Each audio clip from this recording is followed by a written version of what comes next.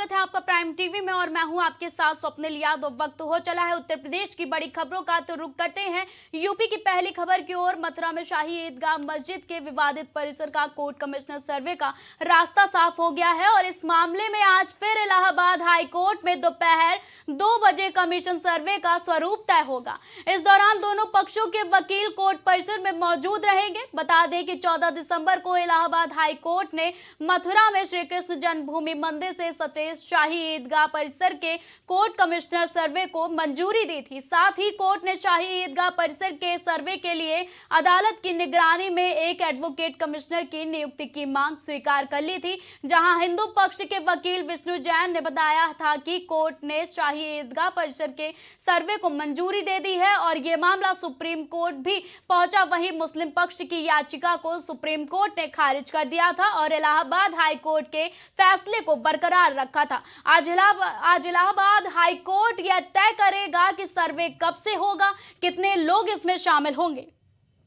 आपको बता दें कि मथुरा श्री कृष्ण जन्मभूमि और शाही ईदगाह मस्जिद विवाद पर इलाहाबाद हाई कोर्ट में आज सुनवाई होनी है। आज कोर्ट विवादित परिसर का कोर्ट कमिश्नर के सर्वे कराए जाने को लेकर सुनवाई करेगी। दरअसल हाई कोर्ट ने 14 दिसंबर को पिछली सुनवाई पर श्री कृष्ण विराजमान की ओर से दाखिल अर्जी मंजूर कर ली है। इस पर अदालत में दोनों पक्षों में बहस होगी। आज इलाहाबाद हाई कोर्ट में बहस के बाद तय होगा कि किन्हें कोर्ट कमिश्नर नियुक्त किया जाएगा। वहीं विवादित परिसर का किस तरह से सर्वे कार्य पूरा किया जाए, अदालत को रिपोर्ट सौंपी जाएगी, इस पर भी बात होगी। मामले की सुनवाई जस्टिस मयंक कुमार जैन की सिंगल बेंच दोपहर 2 बजे करेगी। इसके बाद आदेश 7 नियम 11 की सिविल वाद की पोषणीयता की आपत्ति अर्जी पर सुनवाई होगी। आपको बता दें कि मथुरा श्री कृष्ण जन्मभूमि और शाही ईदगाह मस्जिद पर इलाहाबाद हाई कोर्ट में आज सुनवाई होनी है। आज कोर्ट विवादित परिसर का कोर्ट कमिश्नर के से सर्वे कराए जाने और इसको लेकर सुनवाई करेगी। दरअसल हाई कोर्ट ने 14 दिसंबर को पिछली सुनवाई पर श्री कृष्ण विराजमान की ओर से दाखिल अर्जी कर ली है और इस पर अदालत में दोनों पक्षों की बहस अहम होगी। और आज आपको बता दें कि श्री कृष्ण जन्मभूमि कमिश्नर नियुक्त करने की जो मांग है उस पर चर्चा होगी। आज इलाहाबाद हाई कोर्ट में बहस के बाद तय होगा कि उन्हें कोर्ट कमिश्नर नियुक्त किया जाएगा। वहीं विवादित परिसर का किस तरह से सर्वे का कार्य पूरा होगा, अदालत की रिपोर्ट सौंपी जाएगी, इस पर भी बात होगी। मामले की सुनवाई जस्टिस मयंक कुमार जैन की सिंगल बेंच दोपहर 2 बजे करेगी। इसके बाद आदेश 7 नियम 11 की सिविल वाद की पोषणीयता की आपत्ति अर्जी पर सुनवाई होगी। हाईकोर्ट में श्री कृष्ण विराजमान की ओर से ऑर्डर 26 रूल 9 की अर्जी दाखिल की गई थी। अर्जी के एडवोकेट कमिश्नर से सर्वे कराए जाने की मांग की गई थी। अर्जी पर सुनवाई होने के बाद जस्टिस मयंक कुमार जैन ने 16 नवंबर को फैसला सुरक्षित रख लिया था। ज्यादा जानकारी के लिए हमारे साथ दिवाकर जुड़ चुके हैं। दिवाकर, शाही ईदगाह मामले में आज इलाहाबाद हाई कोर्ट क्या कुछ फैसला ले सकता है? देखिए, शाही जो ईदगाह मामला है, जो मथुरा का ये भगवान श्री कृष्ण से जुड़ा मामला है, तो जाहिर बात उसमें सारी सुनवाई हो चुकी थी और कहीं कहीं फैसला जो है वो दे दिया था हाई कोर्ट ने कि सर्वे कराया जाएगा। और इसके बाद सुप्रीम कोर्ट जो है वो मुस्लिम पक्ष यानी कि ईदगाह कमेटी जो है वो गई थी, लेकिन वहाँ पे भी सुप्रीम कोर्ट ने भी सर्वे कराए जाने में जो फैसला था उसको बदलने से इनकार कर दिया था। तो जाहिर बात है कि अब सर्वे कराया जाएगा, लेकिन उसके लिए काफी ज्यादा प्रक्रियाएं होती है, यानी कि जो कोर्ट कमिश्नर होते हैं वो नियुक्त किए जाते हैं और उनके साथ साथ एएसआई कमेटी में कौन कौन रहेगा ये नियुक्त किए जाते हैं। इसके साथ साथ सर्वे की प्रक्रिया होगी, कहाँ से सर्वे शुरू किया जाएगा, इन तमाम चीजों को लेके आज जो है वो बातचीत होनी है और उसके बाद फैसले लिए जाने की कौन कोर्ट कमिश्नर किया जाएगा। तो इन सब चीजों को लेके कैसे आज जो है वो कोर्ट में बातें होंगी, उसके बाद फैसला सुनाया जाएगा कि आखिरकार कौन कोर्ट कमिश्नर होगा, सर्वे कैसे करेगी, प्रारूप जो है वो क्या। ज्यादा जानकारी के लिए बहुत बहुत धन्यवाद।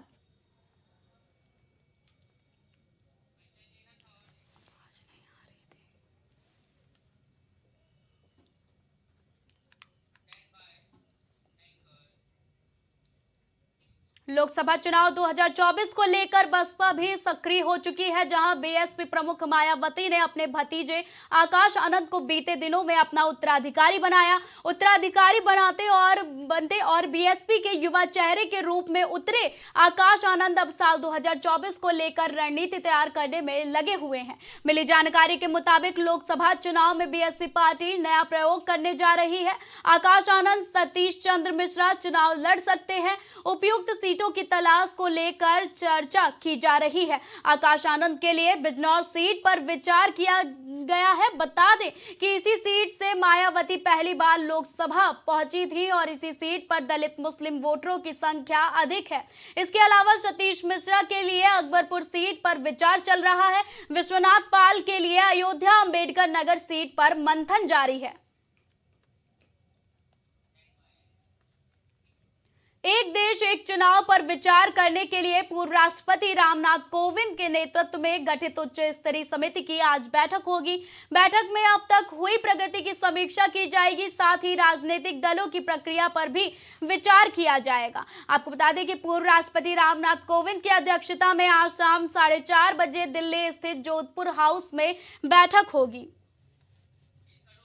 आपको बता दें कि आज रामनाथ कोविंद की अध्यक्षता में बैठक की जाएगी। वन नेशन वन इलेक्शन पर चर्चा होगी। साथ ही देश में एक चुनाव वन नेशन वन इलेक्शन पर भी इस बैठक में चर्चा होगी। एक देश एक चुनाव पर चर्चा करने के लिए पूर्व राष्ट्रपति रामनाथ कोविंद के नेतृत्व में गठित की गई उच्च स्तरीय समिति की बैठक आज होने की संभावना है। बैठक में इस मुद्दे पर अब तक हुई प्रगति की समीक्षा की जाएगी।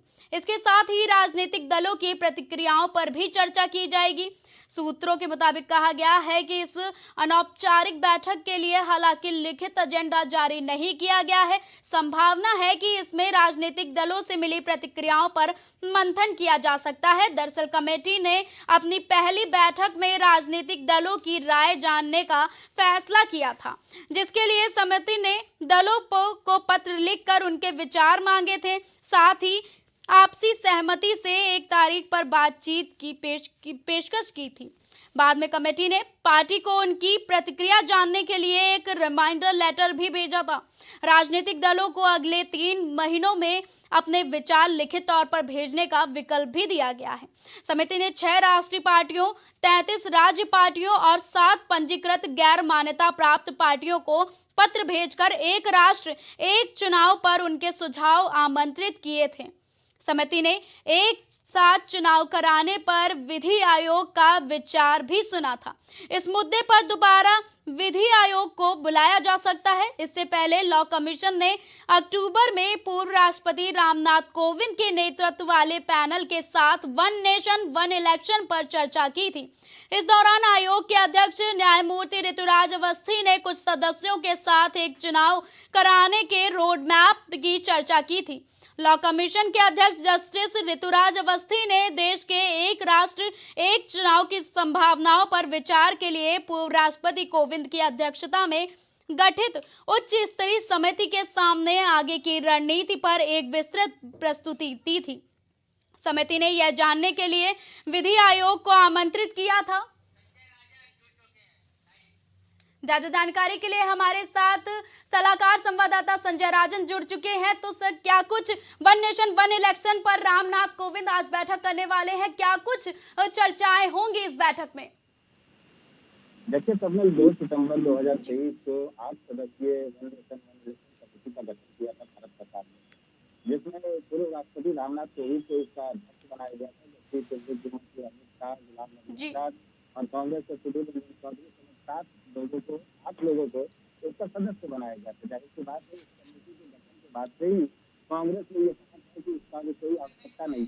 हालांकि केंद्र सरकार इस मकसद से आगे बढ़ रही है कि 2029 में जो चुनाव होगा उसमें वन नेशन वन इलेक्शन के फॉर्मूले को लागू किया जाए।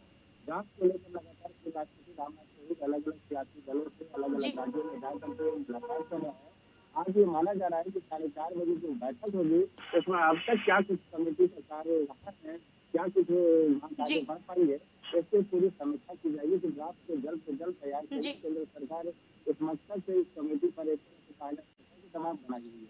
तो कुल मिलाकर ये देखना दिलचस्प होता है क्या क्या कुछ इस बैठक में होता है, फिलहाल ये काफी अहम माना जाता है। जी अगर सियासत की बात की जाए तो जाहिर सी बात है इसके दो मामले, एक तो ये कि अलग अलग समय में जो राज्यों में चुनाव होते हैं विधानसभा के या फिर लोकसभा के अलग अलग समय में होते हैं, जी इसमें भारी व्यय यानी भारी खर्च सरकार और राज्य जी सरकार को उठाना पड़ता है।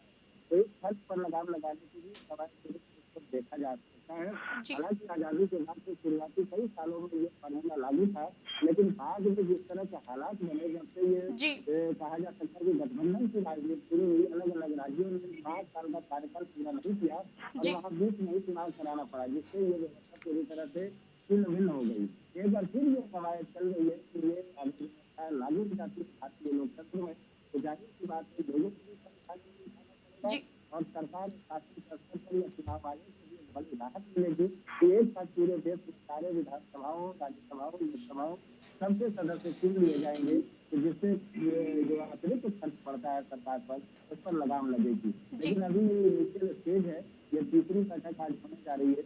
इसमें क्या कुछ होता है ये हम सब कुछ क्या कुछ चर्चा होती है। फिलहाल जी ये कहा जा सकता है कि सुधीर रंजन चौधरी जैसे जो सदस्य थे कमेटी के, उन्होंने साफ तौर पर विचार किया था कि हम कमेटी न रखा जाए, यानी कुल मिलाकर के सारे सियासी दल को एक मंच पर लाना एक बड़ी कवायद होगी, बहुत बड़ी चुनौती होगी केंद्र सरकार के लिए और इस कमेटी के लिए। लेकिन फिलहाल ये कहा जा सकता है कि लगातार कवायद का दौर जारी है। पर लेकर क्या कुछ चर्चा होगी इस बैठक में? अब तक क्या कुछ रहा है, कमेटी के सामने क्या कुछ प्रस्ताव आए हैं, चाहे वो देश के विपक्षी दल हो, बड़े राष्ट्रीय दल हो, उन लोगों ने क्या मंतव्य दिया है, पूर्व राष्ट्रपति रामनाथ कोविंद जो इस कमेटी के चेयरमैन है, उनकी क्या कुछ बातचीत हुई, संभवतः इस पर एक गहन समीक्षा होगी, फिर आगे की रणनीति इस बैठक में तैयार होगी कि अब ड्राफ्ट को तैयार करने के लिए किस तरह से काम किया जाए। के लिए बहुत बहुत धन्यवाद।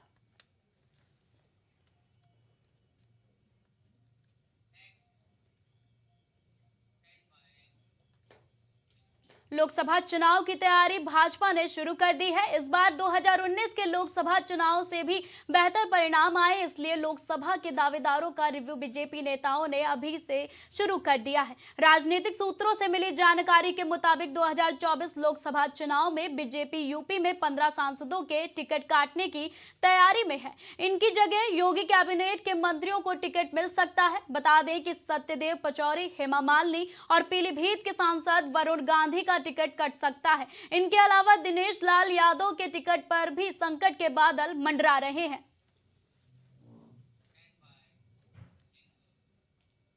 बिजनौर में नगीना मार्ग स्थित केएम इंटर कॉलेज के मैदान में बहुजन मैत्री और संविधान जागरूक महासम्मेलन को पूर्व अपर जिला और सशस्त्र न्यायाधीश मनोज कुमार ने संबोधित किया, जहां उन्होंने संविधान निर्माता डॉक्टर भीमराव अंबेडकर के चित्र पर माल्यार्पण कर कार्यक्रम को संबोधित करते हुए उन्होंने कहा कि देश के सर्व समाज को संविधान निर्माता डॉक्टर भीमराव अंबेडकर के बताए गए रास्तों पर चलकर देश को उन्नति और प्रगति के रास्ते पर ले जाना होगा, तभी देश और देश में रहने वाले एक एक व्यक्ति तरक्की और उन्नति कर सकता है।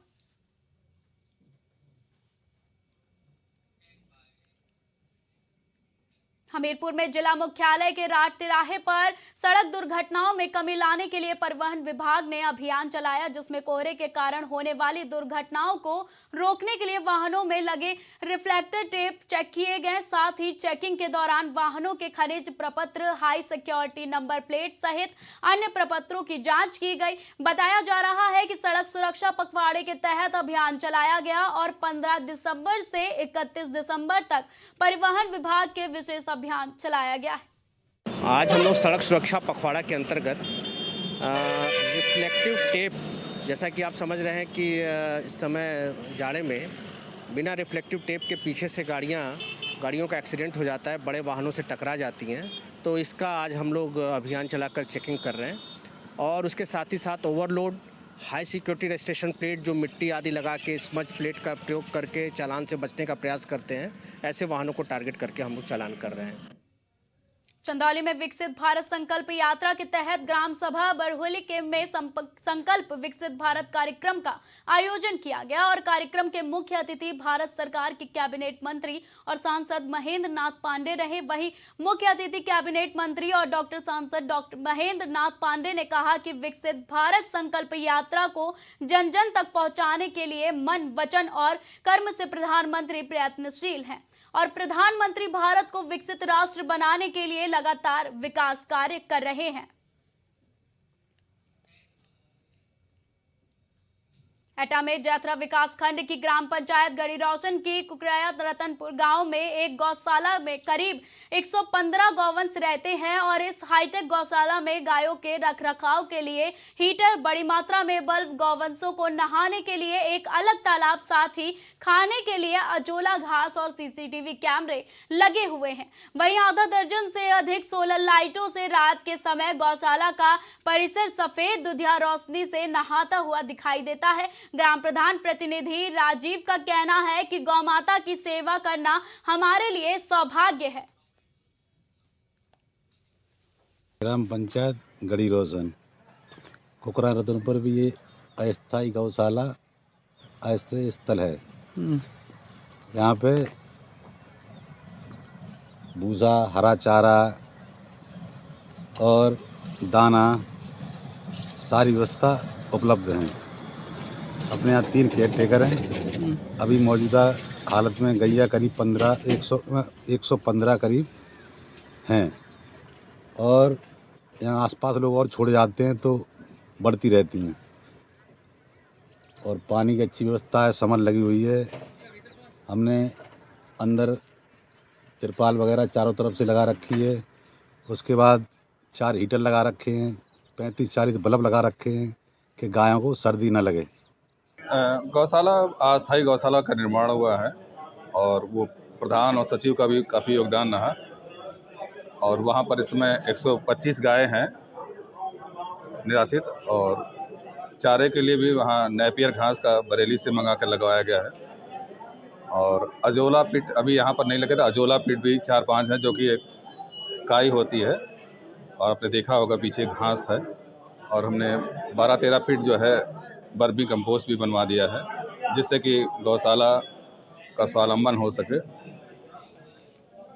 झांसी के बरवा सागर थाना क्षेत्र में हाईवे से पिकअप लूटने वाले लुटेरों और पुलिस में मुठभेड़ हो गई, जिसमें पुलिस की गोली लगने से 2 लुटेरे घायल हो गए और पुलिस ने लुटेरों के पास से तमंचे, कारतूस और लूटी हुई पिकअप गाड़ी बरामद की है। फिलहाल पुलिस मामले की जांच में जुट गई है। कल बरुआ सागर थाना क्षेत्र में बेतवा पुल के पास से 3 अपराधियों ने एक पिकअप लूट ली थी, जिसके संबंध में पीड़ित के आधार पे पीड़ित की तहरीर पर एफआईआर पंजीकृत कर लिया गया था और पुलिस टीम लगा दी गई थी केस को वर्कआउट करने के लिए, अपराधियों को पकड़ने के लिए। आज पुलिस टीम को ये सूचना मिली कि जिन अपराधियों ने ये पिकअप लूटी है वो आज इसको बेचने के लिए लक्ष्मणपुरा कट से ये पुराने मौरानीपुर रोड से होते हुए इसको एमपी ले जाके बेचने वाले हैं। पहाड़ों पर बारिश और बर्फबारी का असर अब उत्तर प्रदेश पर पड़ना शुरू हो गया है, जिससे कई शहरों का पारा तेजी से गिरने लगा है। बरेली में रविवार की रात इस सीजन की सबसे ठंडी रात रही, जहां का न्यूनतम तापमान 3.5 डिग्री सेल्सियस तक पहुंच गया। वहीं लखनऊ का तापमान 8.5 डिग्री सेल्सियस जबकि कानपुर का 5.7 डिग्री सेल्सियस दर्ज किया गया। साथ ही मौसम विभाग ने 10 शहरों के लिए घने कोहरे का अलर्ट जारी किया है।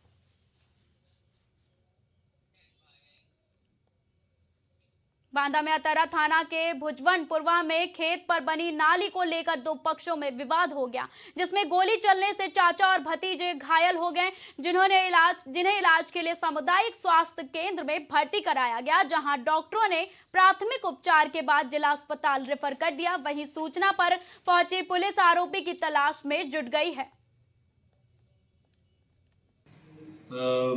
रिंकू तिवारी द्वारा सरकारी कच्ची नाली को ट्रैक्टर से बराबर किया जा रहा था। गांव के 2 व्यक्ति राजा भैया और विपिन द्वारा विरोध किया गया। रिंकू त्रिपाठी ने हवाई फायर किया, जिससे दोनों को पैर में छर्रे लगे हैं। दोनों का इलाज CHC में चल रहा है, खतरे से बाहर हैं। इस संबंध में तहरीर प्राप्त करके अभियोग पंजीकृत कर लिया गया है कुल 5 टीमें पुलिस अधीक्षक महोदय द्वारा गठित की गई हैं और लगातार दबिश दे रही हैं। इसमें स्वाट और सर्विलांस टीम की भी मदद ली जा रही है।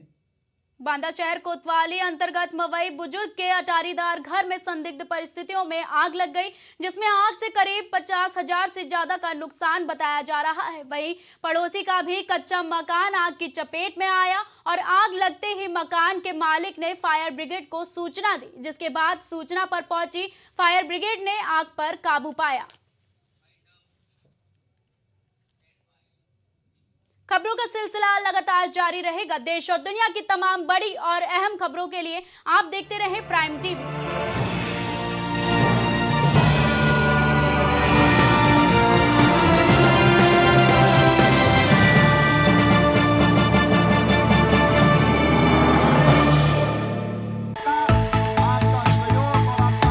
कुछ भाव पुष्प आप देख रहे हैं प्राइम टीवी, सच साहस सरोकार।